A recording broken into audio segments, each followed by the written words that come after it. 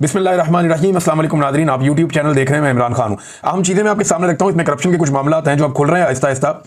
पंजाब की 150 तहसीलों में जो है वो ठीक ठाक पैसा खर्चा गया, क्योंकि मरीम नवाज साहिबा ने कहा था जब ये नई नई इक़्तिदार में आई थी कि मैंने सुथरा पंजाब का एक मनसूबा लेकर आना, और सुथरा पंजाब के तहत इन्होंने कहा जी कि हमने पूरे सूबे की तमाम तहसीलों को और शहरों को बिल्कुल साफ़ कर देना है। और इसके ऊपर जो है वो एक कंपेन चलाई गई, बहुत सारा जो है वो तजावज़ात हटाने का काम किया गया जी, कचरा भी उठाएंगे, ये सारी चीज़ें हुई। तो पता चला ये काम बहुत बड़ा है। उसके बाद प्राइवेट कंपनियां बनाने का सिलसिला शुरू हुआ, और ये काम माजी में शहबाज शरीफ साहब भी बहुत करते थे।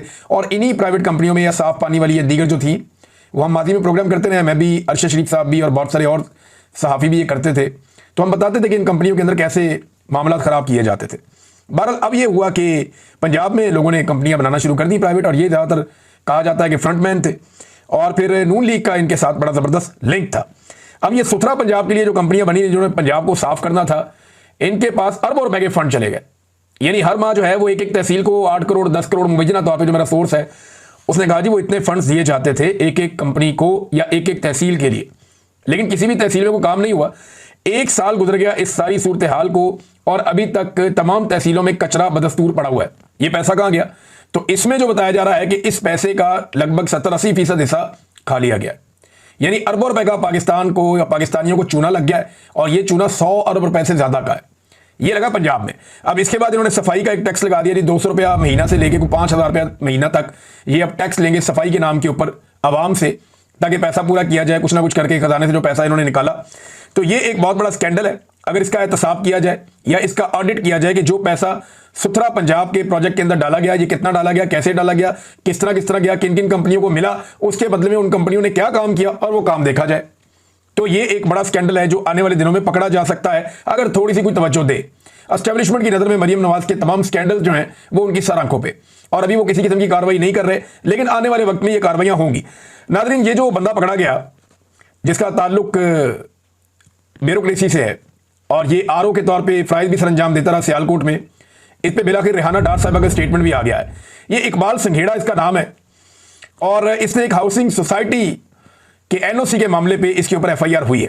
यानी एक हाउसिंग सोसाइटी का जो मालिक है उसने ये एफआईआर करवाई है, और इसके अंदर जो अमाउंट बनती है लगभग वो 20 करोड़ के आसपास बनती है, 15 से 20 करोड़ के बीच की एक अमाउंट है। लेकिन अभी तक जो मुबैना तौर पर इतलात आ रही हैं, कुछ रिपोर्ट भी हो गई हैं, क्योंकि पाकिस्तानी रवायती मीडिया इसको एज सच कोई ज़्यादा रिपोर्ट नहीं कर रहा, लेकिन ये आदमी कोई 80 करोड़ के करीब की प्रॉपर्टीज़ का अभी तक तो ये कह चुका है कि जी ये मेरी है। और ये सिर्फ सियालकोट की हदूद की मैं आपको बात बता रहा हूँ। सियालकोट के बाहर इसके पास क्या है, इसके ऊपर से रिकवरी इससे हो रही है, और पुलिस करप्शन का पैसा इससे जो है वो एंटी करप्शन रिकवर कर रही है। अब ये जो सोसाइटी का मालिक है वो कहता है जी कि मेरी हाउसिंग सोसाइटी के एनओसी मनसूख किए, मामला को चलाने के लिए हाउसिंग सोसाइटी का मालिक होटल के कमरे बुक करवाता रहा, और इकबाल संघेड़ा नकद रकम, गाड़ियाँ, घड़ियाँ, इमारतों के किराए में हिस्सा लेता रहा। लंदन में खातून के नाम पैसे मंगवाए। एफआईआर का मतन एंटी करप्शन में मुकदमा शहरी जाहिद जावेद के बयान पर दर्ज किया गया। अब नाज़रीन एक और चीज़ मैं आपको बताता हूँ। ये सोसाइटी वाला मामला एक शहरी ने दरख्वास्त दी थी, इसकी ज़रा तस्वीर कर दें थोड़ी सी आप। ये जो ब्यूरोक्रेट पकड़ा गया है ना, ये अकेला नहीं है, इसके थ्रू पूरी एक चेन है जो इस वक्त एस्टेब्लिशमेंट को पता चल गई है। और आपको पता है एंटी करप्शन हो जाए, नायब हो जाए, एस्टेब्लिशमेंट कंट्रोल करती है उसे, तो उन्हें पता चल गया इसमें कौन कौन शामिल है, और बहुत सारे लोग नरगे में आ गए। इसमें कोई ब्यूरोक्रेट्स भी हैं, कोई पुलिस वाले भी हैं, और उनमें से कुछ ने जाके बयानात भी दे दिए कि ठीक है जी हमने पैसे लिए थे। अब ये पैसा अगर मिला जुला के देखें तो फिर तो ये अरबों रुपए बनते हैं, लेकिन इससे जो रिकवरी होनी है वो 15 से 20 करोड़ होनी है, तो बाकी पैसा कहां जाएगा? बाकी पैसे के बारे में कहा जाता है कि वो खाने पीने का बंदोबस्त कर दिया गया। तो ये एक स्कैंडल है, इसमें ख्वाजा आसिफ साहब परेशान है मुख्तलिफ इतलात के मुताबिक, लेकिन रेहाना डार साहिबा खुश है, उनके साथ इसने ज्यादती की थी। रेहाना डार साहिबा कहती है कि अल्लाह की लाठी बड़ी बेआवाज़ है। एडीसीआर ने सियालकोट के अवाम का रिजल्ट बदला था। मैं 60,000 से ज़्यादा वोटों से जीती थी, और पूरा सियालकोट नहीं बल्कि सारा पाकिस्तान भी जानता है कि ख्वाजा आसिफ को जिल्लत आमेज शिकस्त हुई। एडीसीआर ने अवाम के फैसले में खयानत की, और बुरी तरह हारने वाले ख्वाजा आसिफ को जाली फॉर्म 47 बनाकर उसकी जीत का ऐलान किया। मैंने अल्लाह की अदालत में उस वक्त ही अपना मुकदमा पेश कर दिया था। अब एडीसीआर अल्लाह की पकड़ में है, और ख्वाजा आसिफ भी अल्लाह की सज़ा से नहीं बचेगा। इन्होंने सियालकोट के अवाम के साथ फ्रॉड किया। एडीसीआर से बड़ा मुजरिम ख्वाजा आसिफ है, जिसने आज भी मेरी सीट पर धौंस, धांधली और फ्रॉड से कब्जा किया हुआ है। ख्वाजा आसिफ की नवाज शरीफ साहब से मुलाकात हुई, तस्वीरें वीडियो आ गई बीच में, सोशल मीडिया पे यही लोगों ने रोला डाल दिया कि ये दो वो लोग हैं जिन्होंने फ्रॉड किया और फ्रॉड के जरिए से बुजुर्ग खवातीन की सीटें छीनी है। एक ने रेहाना डार की सीट छीनी है और एक ने यास्मीन राशिद की सीट छीनी है, और दोनों खवातीन ने 50,000 से ज्यादा की लीड से इन दोनों रवायती सियासतदानों को शिकस्त दी थी और उन दोनों खवातीन को निशाने इबरत बनाया गया, उनसे सीटें छीन ली गई 2 नंबरी करके, फ्रॉड करके। तो लोग इनकी खासी दुर्गत बना रहे हैं, सोशल मीडिया पे बननी भी चाहिए जैसा इन्होंने जुल्म किया है। एक और स्कैंडल भी नाज़रीन अभी जो है वो आ सकता है आने वाले दिनों में, लेकिन एक बात खातिर आप जमा रखिएगा कि एस्टेब्लिशमेंट को करप्शन में किसी किस्म की कोई दिलचस्पी नहीं है। पाकिस्तान में करप्शन खत्म करने में एस्टेब्लिशमेंट ने अपना काम निकालना होता है। घी सीधी उंगली से निकले वो निकाल लेते हैं, उंगली टेढ़ी करनी पड़े वो उंगली टेढ़ी कर देते हैं। ये लोगों के करप्शन के केसेस या ये छोटी मोटी कमजोरियां, लोगों की वीडियोस ऑडियोज करप्शन के केसेस, ये एस्टेब्लिशमेंट अपने पास महफूज रखती है उस वक्त के लिए जब कोई बंदा आपे से बाहर हो या उस बंदे से कोई काम पड़ जाए। तो जब काम पड़ता है तो फिर ये उंगली टेढ़ी भी कर लेते हैं। ये उंगली टेढ़ी करने का थोड़ा सा इशारा आप समझ लें। एस्टेब्लिशमेंट को करप्शन से कोई मसला नहीं है। अगर एस्टेब्लिशमेंट को करप्शन से मसला हो तो चीनी और गंदम स्कैंडल में सबसे बड़ी करप्शन इस वक्त पाकिस्तान की अभी इस वक्त वो पड़ी हुई है। अगर एस्टेब्लिशमेंट को करप्शन से मसला हो तो NRO 2 भी ना देती और NRO 1 भी ना देती, जो इन्होंने दिया बार बार दिया। बहरहाल ये जो MNS का फंड्स में जो पैसा दिया गया उसका भी ऑडिट करवाया जाए तो बहुत कुछ निकलेगा और सुथरा पंजाब में, पूरे पंजाब में PMLN की कारकर्दगी निकल आएगी। तो ये बड़ा जबरदस्त एक मामला है जो सामने लाया जा रहा है। कुछ लोग कह रहे थे कि जी मोहसिन नकवी को वज़ीर आज़म पाकिस्तान बनाया जाएगा और कुछ लोग कह रहे हैं कि ये मुमकिन ही नहीं है, ये कैसे हो सकता है, वो अकेला है, अगर उसको MNA बना भी देते हैं तो वो कैसे वज़ीर आज़म बनेगा। देखिए मैं आपको ये बात क्लियर कर दूं कि अगर उसको MNA बनाकर वज़ीर आज़म बनाना मतलूब हुआ पाकिस्तान की मिलिट्री एस्टेब्लिशमेंट को, तो PMLN और पीपल्स पार्टी अच्छे बच्चों की तरह ये काम कर भी देंगे। अगर किसी को ये लगता है कि नवाज शरीफ इनकलाबी हो जाएगा या शहबाज शरीफ इनकलाबी हो जाएगा या जरदारी कहेगा कि नहीं ये नहीं हो सकता, तो ये ज़मीन आसमान का फ़र्क है इन बातों में, ये हो ही नहीं सकता। ये फौरी तौर पे मोहसिन नकवी को भी अपना वज़ीर आज़म तस्लीम कर लेंगे अगर इन्हें ऑर्डर आ गया तो, और ये इंप्लीमेंट ऐसे करेंगे कि आपको लगेगा जैसे सारा कुछ नेचुरल तरीके से हो रहा है। बहरहाल जब बनाना होगा मोहसिन नकवी को फिर, लेकिन मुझे अभी तो लगता है कि हनूज दिल्ली दूरस्त ऐसी कोई बात मुझे दिखाई नहीं दे रही। नाज़रीन मलिक रियाज साहब के बारे में जो खबरें छप रही है ना, मेरे पास बड़ी पक्की इंफॉर्मेशन आई है, मैं आपके साथ शेयर करता हूं। एक तो मलिक रियाज साहब के एक रिश्तेदार हैं, ये उनके कज़न वसीम साहब इनका नाम, उन्हें गिरफ्तार कर दिया गया, गिरफ्तार नहीं अगवा कर दिया गया और ये शख्स जो है उसको लापता कर दिया गया है, इसका पता नहीं चल रहा। मलिक रियाज वालों ने बहुत कोशिश की होगी, हाथ पांव मारे होंगे, उनके भी बहुत ताल्लुकात हैं अंदर बाहर, उन्होंने हर तरफ कोशिश की होगी, लेकिन ये बंदा नहीं छोड़ रही एस्टेब्लिशमेंट और दबाव डाल रही है। और इस बंदे का कुछ लोगों ने मुझे बताया कि इस बंदे का मलिक से डायरेक्ट कोई उस तरह ताल्लुक है नहीं, लेकिन मुझे हुकूमती लोगों ने एक दो बातें कंफर्म की जो मेरे सोर्स हैं गवर्नमेंट में। वो ये कहते हैं कि मलिक रियाज से हमें कुछ और नहीं चाहिए, जो कन्वर्सेशन पाकिस्तान की एस्टेब्लिशमेंट की और हुकूमत की मलिक रियाज के साथ चल रही है उसके बारे में कुछ इंफॉर्मेशन मैं आपको देता हूं। मलिक रियाज से पाकिस्तान की टॉप लीडरशिप जो है, वजीर आज़म लेवल से लेकर जरदारी लेवल तक और बाकी जो इंपॉर्टेंट लोग हैं, उन्होंने बराह रास्त रब्ता किया। पाकिस्तान की एस्टेब्लिशमेंट का बराह रास्त रब्ता मलिक रियाज के साथ है। ये अगर किसी को लगता है रब्ता नहीं है तो ये गलत बात है, मलिक रियाज के साथ इन सबका रब्ता है। मलिक रियाज को ये ऑफर दी जा रही है और बार बार दी जा रही है, और मैं आपको जो ऑफर के अल्फाज है वो बताने वाला हूं कि उसे कहा गया कि मलिक साहब ताड़ी चांदी हो जाएगी, तो सिर्फ इमरान खान के खिलाफ गवाही दो आके कि इन्हें ताड़े को फायदा चुके है। तो इस पे मलिक रियाज ने इनकार कर दिया। अब चांदी हो जाएगा मतलब यह है कि ये करप्शन से तो एस्टेब्लिशमेंट को कोई फर्क नहीं पड़ता। ऐसी कोई बात नहीं है कि मलिक ने कोई करप्शन कर दी जिसकी वजह से सारी दुनिया यहां पे करते ही ऐसे काम है, अजीबोगरीब तो काम हो रहे हैं पाकिस्तान में। तो ये करप्शन का मामला नहीं है, मामला है इमरान खान के खिलाफ गवाही का, और मलिक रियाज ने उससे इनकार कर दिया। और मुझे एक बंदे ने बताया कि मलिक रियाज ने हल्फन कहा है पाकिस्तान की हुकूमत को और एस्टेब्लिशमेंट को कि मैं आपको हल्फन कहता हूं कि इमरान खान ने मेरे से कोई फायदा नहीं लिया और ना वो कोई जाती फायदा मेरे से लेना चाहता था और ना मेरी और उसकी ऐसी कोई डील थी। ये मलिक रियाज ने बाकायदा गवर्नमेंट को और एस्टेब्लिशमेंट को बताया और उसको जवाब ये दिया गया कि हमें पता है इस बात का, लेकिन हमें गवाही चाहिए। अगर गवाही दो, आपको निकालना हमारा काम है मलिक साहब, और आपकी चांदी हो जाएगी पाकिस्तान में, सारी चीजें आपकी नॉर्मलाइज हो जाएंगी, बेफिक्र होकर पाकिस्तान में भी काम करो, बाहर भी काम करो, कोई नहीं छेड़ेगा। लेकिन मलिक रियाज ने कहा जी मैंने ये नहीं करना। मुझे ऐसा लगता है कि मलिक रियाज ने सारी जिंदगी पैसा कमाया और पैसे को एंजॉय किया, और अब मलिक रियाज को आज साथी तौर पर जब इस सूरत का सामना करना पड़ा तो उसने जब इनकार किया तो पाकिस्तानियों ने उनको इज्जत भी बहुत दे दी, और जब पाकिस्तानियों ने मलिक रियाज को इज्जत दे दी तो अब लगता है कि मलिक रियाज साहब को वो भी पसंद आ गई, और अब वो नहीं चाहते कि जनाब वो इमरान खान के खिलाफ झूठी गवाही देकर अपना नाम जो है वो ऐसे लोगों में लिखवा ले जो कंप्रोमाइज्ड हैं, कमजोर हैं और कौम उनसे नफरत करती है। बहरहाल फिलहाल तक की सूरत हाल ये मैं आपको ये बता देता हूं, लेकिन ये जो ऑफर की गई मलिक रियाज को, ये बिल्कुल ऐसे ही बात हुई है जैसे मैंने आपको बताई है, और ये ऐसा नहीं है कि निचले लेवल पे की गई है, एस्टेब्लिशमेंट का भी टॉप का लेवल और हुकूमत का भी टॉप का लेवल, ये नीचे वाले कोई नहीं। इन्होंने ऑफर की है और मेरी इतला के मुताबिक अभी तक मलिक रियाज ने हामी नहीं भरी। और एक और चीज, जो यूएई की हुकूमत है वहां पे भी राब्ता किया पाकिस्तान की एस्टेब्लिशमेंट ने कि किसी तरह से मलिक रियाज को काबू किया जाए, लेकिन वहां की गवर्नमेंट ने भी पाकिस्तान की हुकूमत को घास नहीं डाली।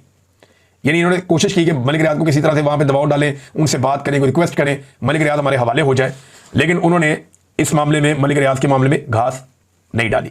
तो ये मामला भी यहां पर रोक देते हैं। और खबरें हैं कि मैं आपके साथ शेयर करूंगा। एक और चीज है नाज़रीन, ये हुकूमती सहाफ़ी बेचारे बावले हुए पड़े, रोजाना लिख देते हैं, बोल देते हैं कि इमरान खान खत्म शुद्ध, इमरान खान की सियासत खत्म हो गई, पीटीआई खत्म हो गई, लेकिन फिर रोजाना उसी पीटीआई के बारे में प्रोग्राम भी करते हैं, उसी के बारे में खबरें भी करते हैं, सारा दिन उसी पार्टी को, उसी लीडर को डिस्कस करते हैं और शाम को एक ट्वीट करके सो जाते हैं कि इमरान खान खत्म हो गया। तो मेरा ना वैसे एक मशवरा पाकिस्तान तहरीक इंसाफ को, वो इन्हीं सहाफ़ियों के जब प्रोग्राम में जाएं तो जब भी ये सहाफ़ी कोई पॉलिटिकल सवाल पूछें तो इनको चाहिए मौसम पे बात करें, एंटरटेनमेंट पे बात करें, फैशन पे बात करें, म्यूजिक पे बात करें, सियासत पे बात ही ना करें। जब ये एंकर सवाल करे तो इनको जवाब दें कि यार वो तो खत्म हो गया, आपने खुद लिखा था खत्म शुद्ध, तो जो खत्म शुद्ध हो गया तो उस पर आप सवाल क्या करते हैं, छोटे दफा करें, आए म्यूजिक पे बात करते हैं। इनको जरा आईना दिखाना चाहिए एक पॉलिटिकल पार्टी को। आप ये कैसे कह सकते हैं कि खत्म शुद्ध? यानी इतने बुरे हालात में पीएमएलएन के, बेड़ा गर्क हो गया उनका आवाम के अंदर, आज तक हमने किसी ने नहीं कहा कि खत्म शुद्ध। हाँ, ये कि उन्होंने अपनी सियासत तबाह कर दी, बर्बाद कर दी। और मैं बार बार ये कहता हूं कि नवाज शरीफ के पास चांस एक ही है कि वो अवामी मैंडेट वापस करें। एक ही चांस है कि वो कौम से माफी मांगे, वो कहे जी ठीक है अवामी मैंडेट है, मैं अपने वापस अपने मौके पे जाता हूं और मैं वही बात करूंगा जो हक वाली बात है, आओ बैठो बैठ के एस्टेब्लिशमेंट को सियासत से बाहर निकालते हैं, फिर तो मियां साहब की बात बन जाएगी। नाज़रीन, यहां पे शेर अफजल मरवत ने एक स्टेटमेंट दिया अलीमा खान के बारे में, अलीमा खान साहबा ने एक स्टेटमेंट दिया शेर अफजल मरवत के बारे में। और ये जो स्टेटमेंट है ये बढ़ते जा रहे हैं, एक दूसरे के खिलाफ स्टेटमेंट्स आ रहे हैं, शेर अफजल का अलीमा खान के बारे में, अलीमा खान का शेर अफजल के बारे में। लेकिन इसमें एक स्टेटमेंट आ गया बीच में अदील हबीब साहब का। अदील हबीब साहब जो हैं वो जर्नलिस्ट हैं और siyaasat.pk को ओन करते हैं। ये पाकिस्तान से बाहर मौजूद हैं और अमेरिका में या कनाडा में है गलबन आजकल। और इन्होंने एक बात बताई शेर अफजल मरवत के बारे में, मैं हैरान हो गया सुन के। यानी इन्होंने कहा कि पिछले दिनों अमेरिका में आया हुआ था, क्योंकि अलीमा खान साहबा का एक ट्वीट है वो फौजिया सिद्दीकी साहबा ने किया, जिसमें अलीमा खान साहबा का जो स्टेटमेंट है वो ये कह रही हैं कि शेर अफजल मरवत जैसे बेशरम लोगों को टीवी पर भेजकर कहा जाता है कि इमरान खान की फैमिली को अटैक करो, झूठे इल्जामात लगा दो। ये जनाब शेर अफजल मरवत साहब ये कहते हैं कि अलीमा खान एस्टेब्लिशमेंट की बंदी है और एस्टेब्लिशमेंट ने उन्हें लॉन्च किया हुआ और वो एस्टेब्लिशमेंट से फायदे उठा रही है। हालांकि अगर एस्टेब्लिशमेंट, फिर इसका मतलब है एस्टेब्लिशमेंट तो एंटी आसिम मुनीर है, क्योंकि अलीमा खान तो ये वाहिद वो खातून है जो बाहर आकर आसिम मुनीर का नाम लेती हैं और पैगाम इमरान खान का पहुंचाती हैं खुलकर। तो ये कैसी एस्टेब्लिशमेंट से डील है कि उनके आर्मी चीफ का ही नाम लेती हैं बार बार। बहरहाल ये मरवत साहब की अपनी अंडरस्टैंडिंग है, लेकिन ये अदील हबीब साहब ने बड़ी खौफनाक बात की है। और क्योंकि उन्होंने ये बात ऐसे मुल्क में बैठ के की है जहां पे शेर अफजल मरवत साहब चाहें तो जाके चैलेंज कर सकते हैं अदालत में कि ये मेरे खाते में बात क्यों डाली गई है। लेकिन अदील हबीब साहब क्योंकि जर्नलिस्ट हैं, उनको इस बात का आइडिया है कि जो उन्होंने बात की उसकी गवाहियां उनके पास मौजूद होंगी, और गवाहियां मौजूद होने की वजह से उन्होंने उस सरजमीन पर बैठ के ये बात कर दी है। उन्हें पूरा यकीन है कि शेर अफजल मरवत उन्हें अदालत में चैलेंज नहीं करेंगे, वरना इस तरह के मामले में अदालत में चैलेंज किया जाए तो मुसीबत बन सकती है। लेकिन उन्होंने कहा क्या, वो बताते हैं जी कि पिछले दिनों अमेरिका में आया हुआ था और ऐसी मुगल्लज़ात फैला रहा था कि बयान करना भी मुमकिन नहीं है। कहता है कि इमरान खान की नज़र बुशरा बीबी की बेटी पर थी। ये बड़ी नीच बात है अगर किसी ने भी की है तो। बुनियादी तौर पर बैरून मुल्क पाकिस्तानियों में इमरान खान के खिलाफ जहन साजी की कोशिश कर रहा है। ये जनाब अदील हबीब साहब ने की है, मैं बात दोहराना भी नहीं चाहता, बड़ी मायूब बात है। लेकिन अगर ये बात गलत है तो शेर अफजल मरवत साहब जाके वहां अदालत से रुजू कर सकते हैं जहां पे अदील हबीब साहब मौजूद हैं। और अदील हबीब साहब ने अगर वहां गवाह पेश कर दिए जिनके सामने शेर अफजल मरवत साहब ने ये बात की तो वो एक नई मुसीबत बन जाएगी। बहरहाल एक और खबर है, उस पर चलते हैं नादरीन। ये भी एक बड़ी इंपॉर्टेंट खबर है नादरीन। खबर यह है कि बाजोड़ से एक जरगा बना था जो तालिबान के साथ, टीटीपी के साथ मुज़ाकरात कर रहा था, बातचीत कर रहा था। अभी तक ये किसी नतीजे पर नहीं पहुंचे, लेकिन ये अमन लाने के लिए इन्होंने बातचीत जारी रखी हुई है और 7वां राउंड इनका मुकम्मल हो गया। ये इतनी मेहनत कर रहे हैं, इनमें बहुत सारे बुजुर्ग लोग भी मौजूद हैं, उलमा इकराम भी मौजूद हैं, इलाके की बात सर कुछ शख्सियात है कहा जाता है वो लोग भी हैं, और ये कोशिश कर रहे हैं कि किसी तरह तालिबान के साथ इनके मामला तय पा जाएं और ये खित्ता अमन का गहवारा बन जाए। बाजोड़ के लोगों ने बहुत तकलीफ बर्दाश्त की है और वो एक बड़े मिलिट्री ऑपरेशन के मुतामिल नहीं हो सकते, क्योंकि उससे बड़े पैमाने पर नकल मकानी होती है, लोगों का बहुत नुकसान हो जाता है और दहशतगर्दी खत्म भी नहीं होती। अब उसमें यह कहा जा रहा है कि अफगानिस्तान हुकूमत से भी दरखास्त कर रहे हैं कि अपना किरदार अदा करे और इस मसले को हल करवाए। ये जिरगा के सरबराह हारून रशीद साहब ने ये स्टेटमेंट दिया है। मेरी दुआ है कि अमन के लिए जो भी मुज़ाकरात हैं वो कामयाब हों और पाकिस्तान जो है वो मजीद लड़ाई से महफूज रहे। नादरीन, मरी के रस्ते के अंदर रेडियां वड़ियां लगी होती हैं। आपने कभी अगर आप घूमने के लिए मरी जाएं तो रस्ते में कुछ छलियां बेच रहा है, कोई नारियल बेच रहा है, कोई और चीज़ बेच रहा है। इन रेडी वालों को भी बाउंड कर दिया गया है कि आपने अपनी रेडी अगर यहाँ पे लगा के रखनी है, वरना रेडी उठा के फेंक देंगे। अगर रेडी यहाँ पे आपने लगा कर रखनी है तो उसके ऊपर मरियम नवाज का फोटो लगाओ। अब वो बेचारे लगा के फ्लेक्स उनको दे दी गई है। वो बेचारा कोई जूस बेच रहा है, कोई कुछ और बेच रहा है, कोई नारियल पानी बेच रहा है, कोई जो है वो वहाँ पे छलियाँ बेच रहा है, भुट्टे, वो उन सब के ऊपर मरियम नवाज के फोटोज ला के लगा दिए। कैसी नरगसियत है, पागलपन है कि ये खातून यहाँ से गुजरती है, लिहाजा इसके फोटो यहाँ पे भी चिपका दो। लोग यहाँ पे सेहत के लिए आते हैं पंजाब से, यहाँ पे भी शक्ल दिखाओ। इनको इस बात का आइडिया नहीं है कि जितना ज़्यादा ज़बरदस्ती आप लोगों को अपने मुंह दिखाते हैं, लोग उतना ज़्यादा आपसे चिढ़ते हैं, उतना ज़्यादा परेशान होते हैं लोग कि यार ये क्या है, जहाँ जाओ ये शक्ल नजर आती है। फॉर गॉड से इस नरगसियत से, इस पागलपन से पंजाब को छुटकारा दिलवाया जाए। जिन लोगों ने लाकर ये तोहफे मुसल्लत किए हैं वो जरा एक दफ़ा बैठकर ठंडे दिल से सोचें कि ये आपने किया क्या कौम के साथ। भाई क्या ऐसा गुनाह कर दिया था पंजाब के शहरियों ने, या क्या ऐसा गुनाह कर दिया था पाकिस्तानियों ने कि आपने लाकर ये मुसल्लत कर दिए ज़हनी मरीज, जिनको अपनी शक्ल के अलावा अपनी शक्ल से बाहर दिखाई कुछ नहीं देता। एक पागलपन है जो चल रहा है, जिसे मुसल्लत किया गया है। नाज़रीन, कौमी असम्बली में अपोजिशन लीडर का ओहदा जो है वो भी खाली हो गया। उमर अयूब साहब को आपको पता है फारिग कर दिया गया। अब वो अपोजिशन लीडर थे, उनका ओहदा भी फारिग हो गया। ये मामला भी कोर्ट में जाएगा, आगे बढ़ेगा, देखते हैं क्या होगा। लेकिन बड़ा अनफॉर्चुनेट है जो पाकिस्तान के अंदर इस वक्त असेंबली के साथ किया जा रहा है। एस्टेब्लिशमेंट ने हर चीज़ को पूरी तरह से कंट्रोल कर लिया है। एक और खबर आई है नाज़रीन, खबर यह है कि 2050 अरब रुपए से जायद की संगीन बेज़ाब्तियां हुई हैं पेट्रोलियम के शोबे में पाकिस्तान में। कोई ऐसा शोबा, कोई ऐसी चीज नहीं बची जहां पे इन्होंने 2 नंबरी और घटियापन ना किया। लगातार कर रहे हैं। एक आपको इंटरनेशनल फ्रंट से खबर देता हूं, बहुत सारी आई हुई है खबरें, तो बैनुल अक़वामी बहुत जमा हुई है, फिर आपको बताऊंगा। लेकिन ये खबर आप देखेंगे अज़रबैजान और आर्मीनिया, इनकी अगर आप लड़ाई देखें ना कब हुई है, तो इनकी लड़ाई खत्म हुए भी चंद साल गुजर गए हैं। जी नाज़रीन, ये अज़रबैजान और आर्मीनिया की जो लड़ाई है उसे खत्म हुए अभी चंद साल गुजर गए हैं, और इसका जो नतीजा है वो भी निकल आया था। यानी अज़रबैजान ने आर्मीनिया से अपना इलाका काराबाग जो है वो आज़ाद करवा लिया था। लेकिन एक बॉर्डर पे एक टेंशन है, वो रहती है। तो अब डोनाल्ड ट्रंप ने इनकी भी सुलह करवा दी है, और ये इन दोनों मुल्कों ने भी कह दिया जी डोनाल्ड ट्रंप को नोबेल पीस प्राइज दिया जाए। ये पुरानी जंगें जो हैं, पुराना हुक्का ताज़ा करके भी कोशिश की जा रही है कि डोनाल्ड ट्रंप साहब जो है उनको नोबेल का पीस प्राइज दिलवाया जाए। ये मुझे लगता है उन्हें बहुत शौक है। मुझे लगता है डोनाल्ड ट्रंप की ये ख्वाहिश है कि उन्हें अमन का नोबेल इनाम दिया जाए। और सबसे पहले क्योंकि पाकिस्तान ने कहा था अगर डोनाल्ड ट्रंप को ये इनाम मिलता है तो डोनाल्ड ट्रंप पाकिस्तान से, खासतौर पे फील्ड मार्शल से तो बहुत खुश होगा। और फील्ड मार्शल फिर से अमेरिका के दौरे पर और फिर से मुलाकात की उम्मीदें। तो एक तो पाकिस्तानी एस्टेब्लिशमेंट के अमेरिका के साथ ताल्लुकात हमेशा अच्छे रहे हैं, लेकिन इस मरतबा इसका फ़ायदा मौजूदा फील्ड मार्शल को और मौजूदा हुक्मरानों को हो रहा है, लेकिन पाकिस्तानियों को नुकसान ही नुकसान है, कोई फ़ायदा नहीं हो रहा। अब तक के लिए इतने, अपना ख्याल रखिएगा, अपने इस चैनल का भी अल्लाह हाफ़िज़।